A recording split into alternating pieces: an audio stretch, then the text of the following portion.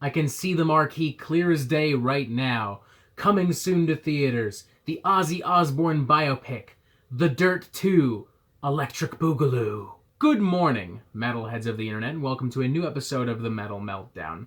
Today, I'd like to take a break from simply talking about whatever brutal buffoonery is popular at the moment to really dissecting the idea of an Ozzy Osbourne biopic, which could be exciting, but more likely I feel like it could be a disastrous train wreck of epic and melodramatic proportions. Last week, it was revealed that the Osbourne family, via their own production company, has begun work on a biopic about the one, the only Ozzy Osbourne, the legendary lead singer for Black Sabbath, 80s rock phenomenon, the godfather of heavy metal himself, one of the craziest and most iconic figures in the history of popular music, with Sharon promising something a lot darker and grittier in comparison to what we would normally expect from a rock and roll biopic, saying, "We don't want it to be squeaky, shiny, clean and all of that. We're not making it for kids. It's an adult movie for adults." Now, initially, I was super against this idea, and for the record, I do still have a lot of reservations, which we will absolutely be talking about here today. But, ultimately, I won't lie, in the right hands, this could be cool. So our job today is to talk about why that could be cool, why that could not be cool, and just have an all-around discussion about biopics and maybe what other types of movies we'd like to see made about the artists that we love and all that fucking nonsense. I don't know if what I'm saying makes any fucking sense. I've got like a weird fucking headache. Totally irrelevant to the video, mind you, just blurting out at this point. But hey, you don't care. Why the fuck would you? Let's get right into it. Let's talk about the possibilities of an Ozzy Osbourne biopic. First, the good. The reasons why this could be kind of a good thing, and why the movie could be kind of a good thing. For one, Ozzy Osbourne himself is just such an eccentric, over-the-top, and bizarre figure that he would be fascinating to craft a film around. It would be fascinating to watch an actor play him. Like, if an actor could pull that off and get some real fucking emotion out of us at the same time, that could be like an Oscar-worthy performance. Easily. And don't tell me I'm wrong, because the Academy Awards will bend over backwards for any kind of biopic, let alone a music biopic. It is not a coincidence that Bohemian Rhapsody, despite being a genuinely shitty piece of film, was nominated for 5 Academy Awards, including Best Picture. And it won 2 of them. One of them was for Best Actor. There's also a lot of material to work on. Like, you could make a movie just about his time with Black Sabbath. You could make a movie just about his early years as a solo artist. You could make a movie about his entire family and how they fucking lived through the 90s and early 2000s and how they adjusted to being megastars. That alone could be really exciting. Like a weird fourth wall breaking episode of The Osbournes. Like, I, Tanya, but if it was told as an episode of The Osbournes. That sounds cool to me. I don't know about y'all, but that sounds fucking cool to me. Hell, you could make a movie just about Ozzy's childhood and teenage years leading up to the formation of Black Sabbath. You could talk about how he was this fucking badass, stupid little punk that got himself into trouble all the time.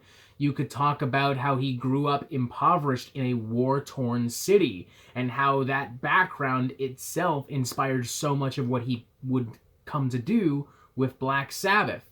In turn, you could create a movie about the origins of heavy metal itself. Like that all sounds cool to me. I don't know. And to help aspiring filmmakers in crafting such a story, they could easily look to the words of I Am Ozzy, a severely underrated little book that details exactly who Ozzy Osbourne really is as a person underneath the drugs, underneath the controversy, underneath the melodrama. Honestly, this book goes above and beyond the Call of Duty in so many aspects. Like, this is far more than Ozzy simply recounting how he wrote Paranoid or how fun it was to tour with Motley Crue.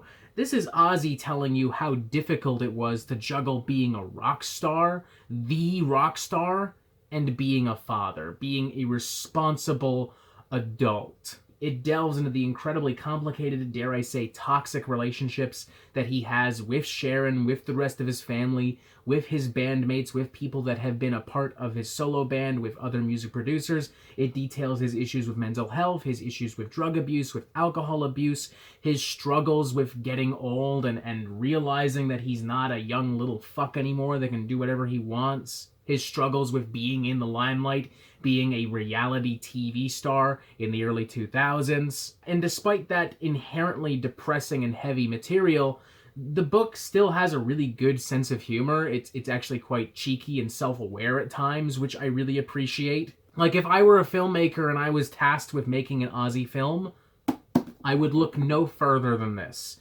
This is it. This is the holy Bible for filmmakers that want to make an Ozzy movie. On top of all that, it's also exciting to know that this is being made by the Osbournes via their own production company. This gives them a level of control and artistic freedom that you don't ever really see from any biopic, from any professional Hollywood production, for that matter. When you put it that way, sounds like an Ozzy movie should be a piece of cake, right? Anyone? Right? Anyone? Unfortunately, no. The harsh reality is that music biopics, more than any other genre of film, have such a predictable and simplistic and easy to follow pattern to them. Like, here's the basic blueprint for every music biopic ever. Artist is born into poverty. Artist is bullied or belittled for being different. Artist meets group of other artists, and they are all weird and different together. Artist is shown struggling to recreate iconic piece of music, and then seemingly within seconds, not only does he create said piece of music, but artist is also now a superstar. Artist is shown touring the world, fucking people left and right, drinking, doing drugs, winning awards, selling out stadiums. Artist begins to have difficulties in their private life, with their friends, with their family, with their spouse, with their kids, with their bandmates, with their other artist friends. Artist is no longer famous, their music is apparently not good anymore, and no one cares about them. Artist is forced to confront their demons head on. Usually those demons are either drug abuse or a bad marriage, sometimes both. Usually both, come to think of it. And suddenly, artist is back on top because they're hardworking and they believe in themselves, and that's what matters. And then right before the credits plays, there's a little thing where it's like, artist lived for another 30 years and wrote lots of big songs. Artist was cool. Artist was great, and then the credits roll, and then the Academy Awards bend over backwards to glorify the shit out of these films regardless of quality. Well, unless you're straight outta Compton, I guess. They kind of fucked over that movie. Like, honestly, this is the plot of Ray, this is the plot of Walk the Line, this is the plot of Get On Up, this is the plot of The Dirt, this is every music biopic, which isn't to say that those films haven't been enjoyable to some extent. Some of them have been very successful. I'm in particular a huge fan of Get On Up. I think it's a severely underrated film with a severely underrated performance from Chadwick Boseman as James Brown. But the formula exists nonetheless, and that formula is getting more and more stale, especially as now we are finally seeing some films breaking from that mold. Rocketman is a great example of what I'm talking about. Sure, it absolutely does follow some of the same beats and patterns, but it's also a lot more lavish and grandiose in scope. It functions more like a literal Broadway musical than it does an autobiography. Mostly because, well, it kinda is. Rocketman uses Elton John's music to make Elton John all the more authentic, to reveal to us more about him, not as an artist, not as a pop singer, but as a human being. Whereas Bohemian Rhapsody goes, look, it's that famous Queen concert. Look, it's the studio where they made the song Bohemian Rhapsody that the movie is based on. Look, it's Freddie Mercury in a dress, just like in the music video. Wow, it's all these things you remember from your childhood. Now, Sharon has said that the Ozzy film will be different, that it will be more gritty, more real, more authentic, but honestly, that is such an empty statement. It means nothing. Like, Motley Crue said the same thing about The Dirt, and while it was objectively more extreme than something like Bohemian Rhapsody, it still ultimately followed the exact same pattern that I have just noted. Does that automatically mean an Ozzy film would automatically be terrible? No, but it does mean that it wouldn't be particularly unique, and that itself is a shame because Ozzy is such a unique human being. There is no one on this earth who looks or sounds or talks or presents himself or theirself anything like how Ozzy does. Nobody. Another issue with the basic biopic formula is that biopics, almost by default nowadays, try to condense an artist's entire lifespan into a film, which is just generally not a good idea. Because what happens is, instead of telling one concise story, you tell a bunch of little stories that kind of connect, but not really. This is the problem that the movie The Dirt suffers from big time. The movie expects you to believe that at the end of The Dirt, when Motley Crue get back together and they're all like, we're brothers, we're bandmates, we can do this, that suddenly everything has disappeared. Suddenly the world is at peace, when that simply isn't the case. Even a movie as critically acclaimed as Ray, the Ray Charles biopic, suffers from this problem. The movie expects you to believe in its very final moments that his issues with drugs and his relationship with his mother are somehow interconnected when they're not. These movies end up having to do this, having to create these very easy and simple conclusions because they don't know what the fuck else to do, because they've established 10,000 other things, because they foolishly decided to cram so many fucking years into 2 hours. What does this have to do with Ozzy? Well, really think about it for a second, folks. Ozzy is 70 years old, and he's been performing, writing, and recording music professionally for 50 years. That's a lot to cram into 2 hours. Like, there's a reason why Bohemian Rhapsody had to change as much as they did. They knew they couldn't fit 25 years of history into a movie. How the fuck is Ozzy gonna fit 70 years of history into a movie? And now compare this to a film like Sid and Nancy, based on the life of Sid Vicious of the Sex Pistols and his girlfriend Nancy Spungen. Instead of encompassing a large period of time with a lot of small stories in it, it encompasses a very small period of time with one very important story in it: the relationship between Sid and Nancy. The Sex Pistols, Johnny Rotten, punk rock, the evolution of that band is irrelevant to the core story itself. So irrelevant that the Sex Pistols already exist when the movie begins, keeping the focus entirely on Sid and Nancy, keeping the focus on their abusive, toxic, drug-riddled relationship. Not the music, not seeing these moments where Sid Vicious created the iconic bass line to God knows what, but focusing on the people that made the Sex Pistols who they were. Now, to be fair, Ozzy could potentially do the same. A hypothetical Ozzy movie could start in 1980 with Sharon Osbourne finding Ozzy on a fucking hotel room floor, drowning in his own fucking vomit, and then she cleans him up and they get together and she makes him into the man that he becomes.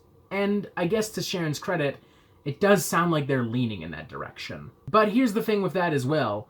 At the end of the day, Sharon is first and foremost a businesswoman. She will do whatever brings in the most money. That is consistently what she has done through her career. And as a businesswoman, really think about this. Does it make more sense for her to make a movie like Sid and Nancy or Rocket Man? Or does it make more sense for her to make a movie like Bohemian Rhapsody, which, despite its flaws, wins Academy Awards and makes $1 billion fucking at the box office? And on top of that, I'm also genuinely concerned that at the end of the day, this movie could amount to nothing more than Ozzy simply being an asshole for 2 hours while Sharon glorifies the fuck out of it, pandering to aging fans and their love of Ozzy Osbourne in the classic era of heavy metal, just pointing the finger and going, look at this iconic, crazy moment. Remember when Ozzy got away with that? That wouldn't happen in today's liberal world. Oh my god, look at this crazy thing he's doing over here. Hey, remember this music video? Wasn't that great? Weren't the 80s great? All the while, I imagine Sharon in the background would go out of her way to make everyone else look as evil as possible. Like, y'all better pray to God that Bruce Dickinson in particular is never once mentioned in this film, because if he is, I promise you, Sharon will go out of her way to make this man look like the stupidest jackass in the history of mankind, because she fucking hates that dude with a passion. But here's the thing, folks. Even if this movie does eventually see the light of day, it probably won't for a very, very long time, especially not if they're only now beginning work on it.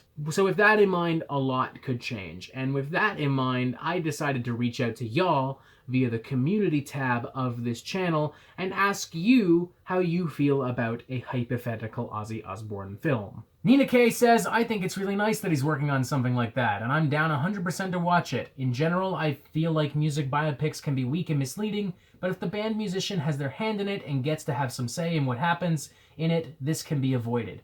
Anyways, an artist I'd really like to see have a biopic of their own are definitely the Beatles, hell, maybe even Iron Maiden. You're definitely a lot more positive about this than me, Nina, but overall it does sound like we are on the same wavelength here. As far as a Beatles biopic is concerned, I think that would actually be an even worse idea. I think a documentary series would work a lot better for the Beatles just because there's so much important information about them to share. Maybe a movie specifically about Yoko Ono and John Lennon would be really cool if it were done in a Sid and Nancy style fashion, but a full-blown biopic wouldn't do much for me. That being said, I do think that the film Yesterday saw a creative path around the idea of a Beatles biopic. Instead of telling a traditional biopic, Yesterday tells the story of a man who literally wakes up in a world that doesn't have the Beatles, and he's the only one who remembers the Beatles and their music. And it's a really cool movie, not because it tells the story of the Beatles, but because it explains how important and how timeless the Beatles are, and I really like that approach. Spencer Lastina says, biopics are lame. Documentaries are the way to go. Wow, speak of the fucking devil. I literally just talked about an Ozzy documentary. I'm with you right there, Spencer. I really, really, really love music documentaries. Some of my favorite movies happen to be music documentaries, like Sound City and Global Metal. I actually just finished watching the Ken Burns Country Music series, which I thought was really informative and exciting. I kind of have a newfound appreciation for country music because of that documentary, so I have no doubt if someone did this with Ozzy, or even for that matter with heavy metal and hard rock, it could have a very similar effect. Although, come to think of it, I guess Banger Films kind of did something similar with the whole metal evolution thing, exploring the roots of hard rock and heavy metal. I don't know. The point is, I'm with you all the way. Booze Games Deep Thoughts says, as long as it's true to form, I'd love to see what Ozzy has to offer. Like I said before, if they follow this book, then they're good to go. If not, then fuck them, honestly. Versace Pancake says, an Ozzy TV series would be better. I hate biopics because they want to show 20 plus years of career in 2 hours, so they rush everything. Give Ozzy a mini-series. Holy shit, were you and Spencer reading my fucking mind? Were you reading my fucking mind? God damn it, next time I won't even make a video. Next time I'll just read your fucking comment. God damn it. Anyway, feel free to continue letting me know what you think about an Ozzy movie. Do you think it's a good idea? Do you think it's a bad idea? How would you want to see it done, if you even want to see it done at all? Press this button right here if you want updates on the Metal Meltdown fucking immediately. And as always, you have yourself a fantastic fucking day.